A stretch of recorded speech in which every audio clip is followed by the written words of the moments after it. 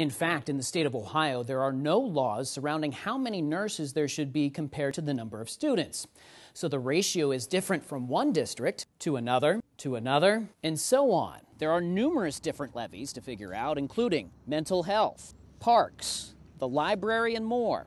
But many people are worried that if all of these levies pass, homeowners just like Christopher will have to connect the dots on a whole lot more new tax money in the years to come.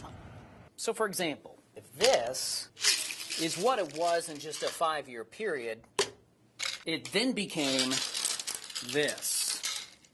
So, here's the situation. On the one hand, you have the National Highway Transportation Administration managing the Cash for Clunkers program. On the other hand, you have the EPA determining fuel standards. And some say these recent problems show that the government's right hand doesn't know what the left hand is doing. Hey, we're headed towards the first location now. WTOL 11 is camped out with the Ohio Investigative Unit. Undercover agents target this pilot store in Hagman near Alexis. Because they're undercover, we have to conceal their identities. You can see here an agent moves into position. Shortly after he goes in there, she'll follow here. The she is a confidential informant, also known as a CI, a 19-year-old who shows her real ID, which in Ohio, people underage have a vertical ID like this one with a red letter warning. Those who are 21 or older have a horizontal ID like this one. The CIs are told not to lie about their age if they're asked. Despite all of that, 2 minutes later, okay, it looks like we got now. Copy that. It's the first store of the night. We got twisted tea, hard iced tea, the malt beverage. We follow 2 new agents into the store. She's the one who actually sold the alcohol to the confidential informant. They're going to fill out a summons in lieu of arrest to appear into the municipal court. Then they'll issue out a civil violation against the business itself. The woman stayed in the back room, so we confront the manager. I'm Jonathan Walsh with WTOL 11 News. Can you tell us how something like this happens? Mainly it's just not IDing. She said she did ID, so... How much training do you do to make sure this doesn't happen? They get a walkthrough on our kiosk, and we tell them every day that they have to ID. How disappointing is this? Very disappointing. Yeah. Why? Not much we can do about it. It's disappointing because, an 18-year-old girl, if she gets in an accident or something, we're reliable for it. It's awful. These kinds of sales are not what agents or the confidential informants want to see. I'm shocked at some of the reactions that people do, like, oh, you're just now legal, and they clearly see that I'm not. Agents say this pilot wasn't the only store to sell to the confidential informant. Later, she walks out with a bag from the In-N-Out Express on Skyview near North Detroit. Meet you in the parking lot behind the carryout. Right across the top there contains alcohol. Agents say Kelly Walters is the clerk who broke the law. Oh my God, was it? The charge is called sale and or furnishing beer to a person under 21 years of age. Right. Inside the store, there are even these signs about being 21. How does something like this happen? It was a mistake with the math. Do you not know what you're doing, or have you had any training? No, I just can't. I was figuring it up in my head, and I just did the math wrong. Did you see that the ID is different, vertical and not horizontal? Yeah, but I also seen that the birth date was 6/9, which had just passed, so I just took for granted that she hadn't had it changed over. I didn't, because when I did the math, I figured it was 21. Then another sale. This time, agents say it happened at this Barney's on North Detroit. 8% alcohol per volume. Do you know why you were selling alcohol to a minor? Well, actually, I didn't really intend to. I thought I looked at the ID, but I did ask for the ID, but that's really all I can really say. Is there anything else you can add? Because a lot of people are going to wonder why you're selling to a minor. I'm probably really not allowed to answer any questions, I don't think, are we? On this night, agents say 3 out of the 5 stores sold alcohol to the CI.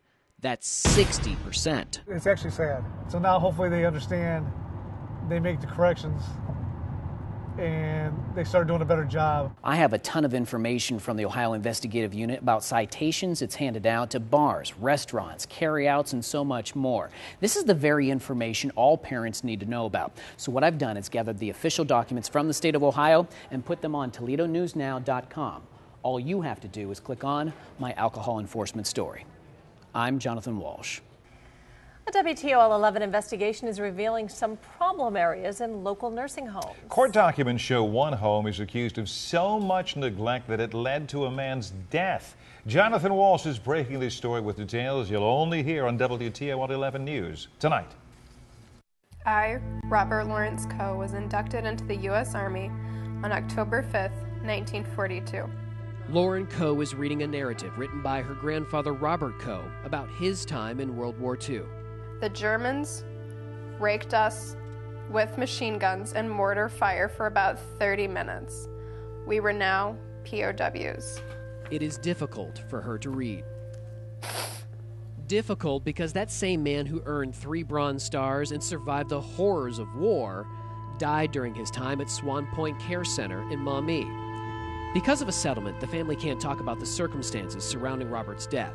But WTOL 11 dug up these court documents that accuse the owners and operators of Swan Point of failing to check batteries and functionality of alarms on Robert's wheelchair waist belt restraints.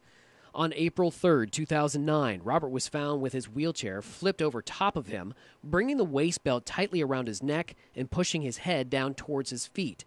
The alarm did not sound because it was inoperable. Robert died on his bathroom floor at Swan Point. The lawsuit accused employees of lying, covering up, and hiding the true circumstances surrounding Robert's death. After having to be exhumed, the coroner ruled Robert died when his neck was caught in the restraint of the overturned wheelchair.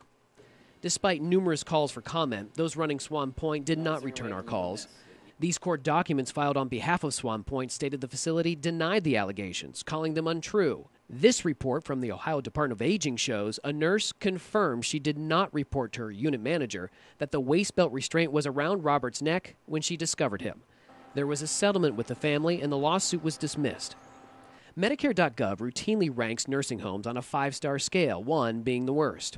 According to government records and USA Today, Swan Point has gotten a 1-star rating the past 2 years and a 2-star rating 3 years ago. We get a large number of complaints in nursing homes annually. And with so many complaints, it's important that you take steps to protect your loved ones. Dustin Ellinger from the Ohio Department of Health says you can report problems through the state's toll-free complaint line, fax, or email. It investigates a wide range of issues with the goal of getting nursing homes to comply with state requirements.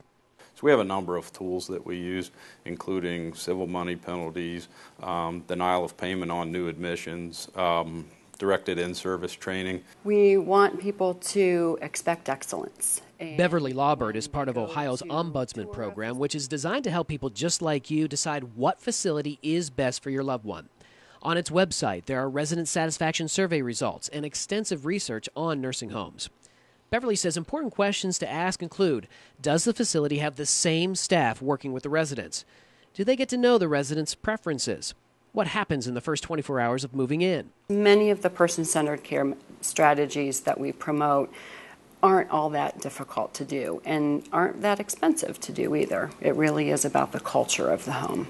There are even contacts for our area listed on the Department of Aging's website.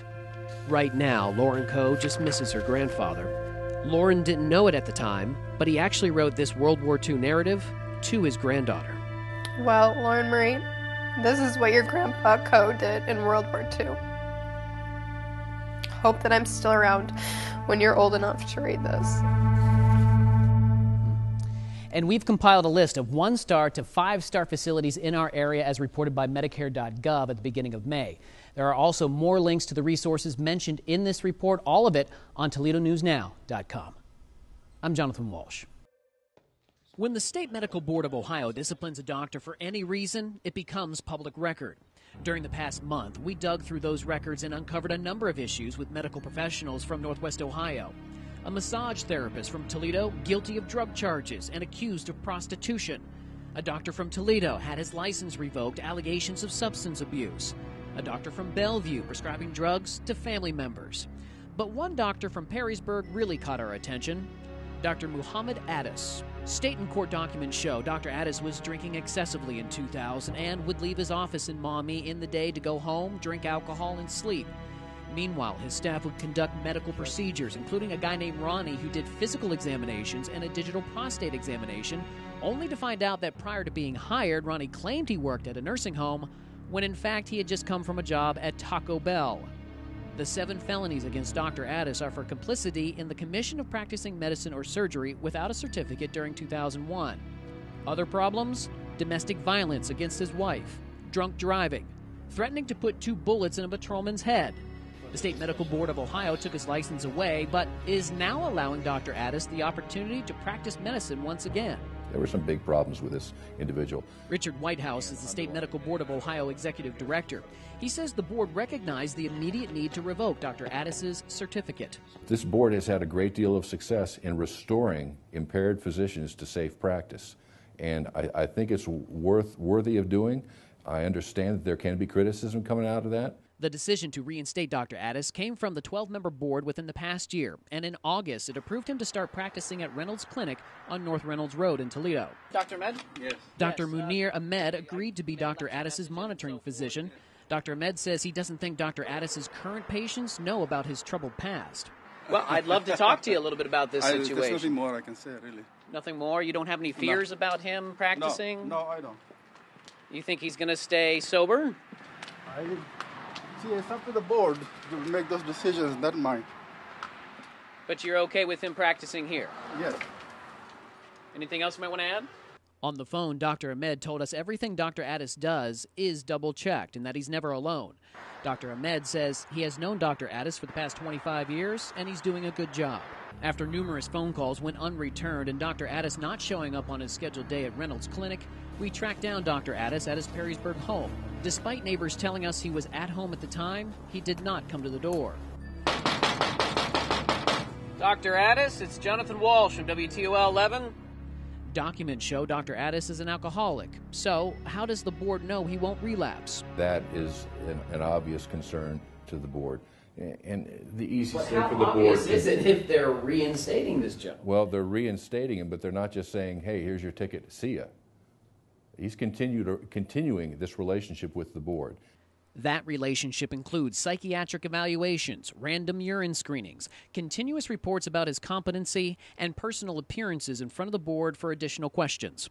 Is the board taking a risk with this doctor? It's the right thing to do. And coming back to our mission of public protection, I think it does protect the public to get these people out of practice as soon as possible, to get them cleaned up. And if that's not going to work, take them out of practice. All of this information is publicly available on the State Medical Board's website. Here it is. Check it out. We've made a list of the doctors from our area mentioned during the last year in the board's monthly formal actions.